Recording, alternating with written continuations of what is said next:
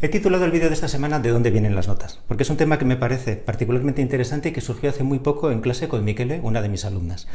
Aunque os pueda parecer a primera vista que es un tema bastante teórico, ya veréis que no lo es tanto, y en este vídeo y en otros veremos que tiene mucha utilidad práctica.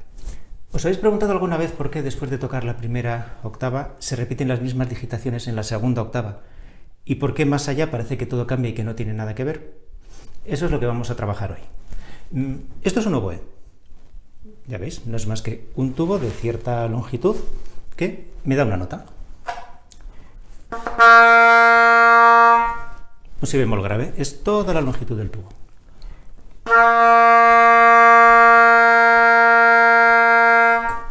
Afortunadamente alguien tuvo la feliz idea de ir haciendo agujeros a determinada distancia de forma que el tubo se hace poco a poco más corto y nos da el resto de las notas.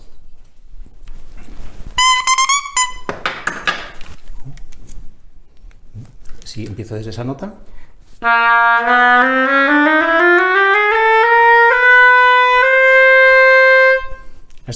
hasta aquí voy abriendo agujeros, el tubo cada vez es más corto y tengo un semitono cada vez más agudo. Pero a partir de aquí, ¿qué ocurre? Son las mismas digitaciones, pongo una llave de octava y estoy tocando una octava por encima. ¿Por qué? Y aquí viene el paréntesis teórico. Porque cuando estamos tocando una nota, aunque no parezca muy intuitivo, no está sonando solamente esa nota, sino esa nota como sonido fundamental, más toda su serie de armónicos, que es esta nota, la octava por encima, la quinta por encima, la cuarta, la tercera, intervalos cada vez más pequeños, que esos tan extremos no nos interesan hoy, nos interesan esos tres primeros armónicos.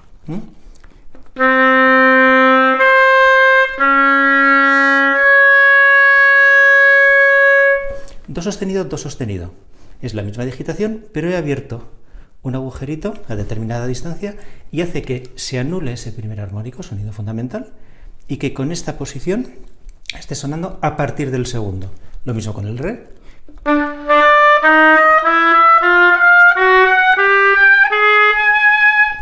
Y todas las notas de la segunda octava. Si hiciera con este otro oboe, ¿podría conseguir el mismo efecto?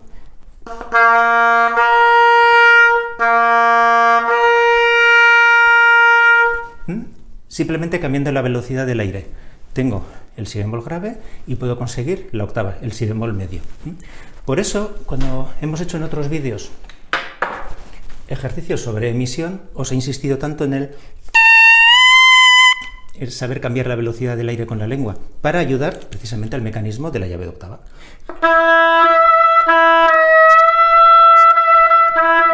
Porque nos ayuda mucho, pero no nos hace todo el trabajo.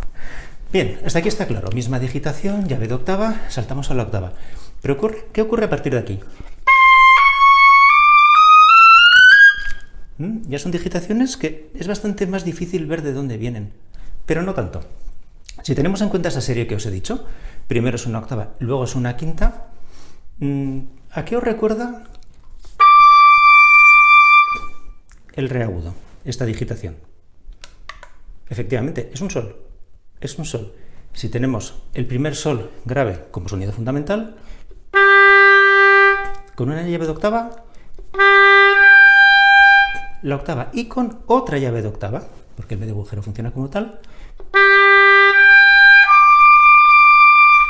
tenemos esa quinta y ya tenemos el re agudo.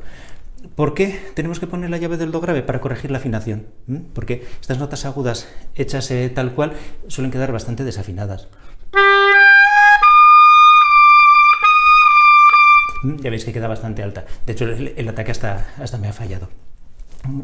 Por terminar el vídeo de hoy, hablando de armónicos, hay un grupo de notas que las llamamos así, armónicos.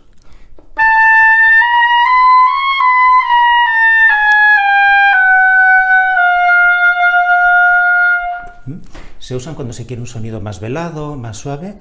¿Y qué son? Notas que conseguimos por un procedimiento diferente al habitual. Por ejemplo, si queremos hacer un la, en la de la segunda octava, fácilmente lo hacemos como segundo armónico del la grave. Pero también lo podemos obtener como tercer armónico del re grave. ¿Ya veis? Con la segunda llave de octava obtengo la misma nota por un procedimiento diferente, con lo que consigo otra sonoridad que puedo utilizar en determinada música, en determinado fraseo. Seguiremos hablando de este tema.